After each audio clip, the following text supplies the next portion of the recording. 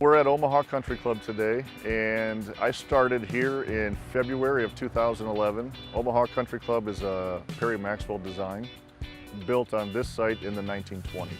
The club's been through a few renovations. Most recently, Keith Foster did a renovation in 2006, and then again last fall in 2018-19.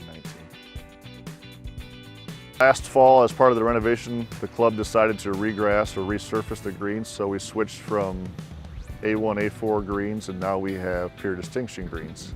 I would say last year our greens were the best I've ever had anywhere. A1, A4, they were pure, the ball rolled excellent, they were smooth, they were all the speed that we needed. They were the best greens I've ever had. You know, as a group at the club, there was a lot of discussion, is there anything else we can do during this renovation that would help us be better prepared for the future? It wasn't until mid-July, end of July, that the club decided to pull the trigger and regrass, and we started in the middle of August. So we had about a 3-week window to make a decision. We knew we wanted to stay with the Tee to Green product because we'd had such great luck with A1, A4, and pure distinction was an easy choice after speaking to other friends that have grown it.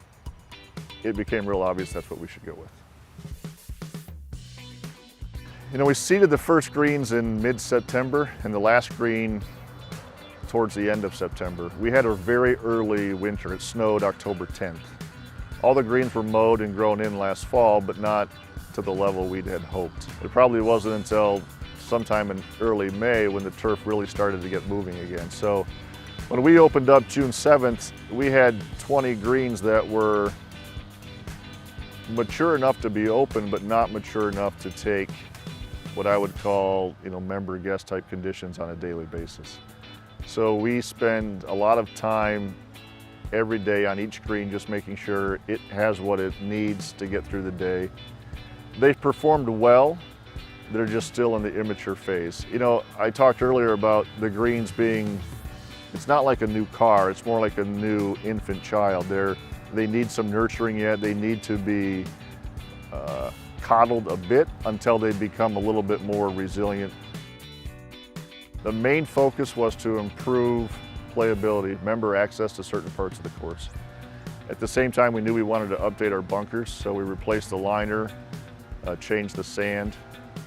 We obviously resurfaced the greens like we talked about, updated some drainage on the golf course, and we also updated some cart paths. Another part of the renovation was we added a little bit more length to the golf course. The place just short of 7,000 yards now. So on certain holes we added a tee that's a touch further back. There were 6 new tees added. What we look forward every day is to try to make the course better than it was the day before. I think we accomplish our daily goals. We make sure our membership is pleased and happy, try to exceed their expectations. But internally for me, it's making sure that our staff is ready to do whatever that next step for them is.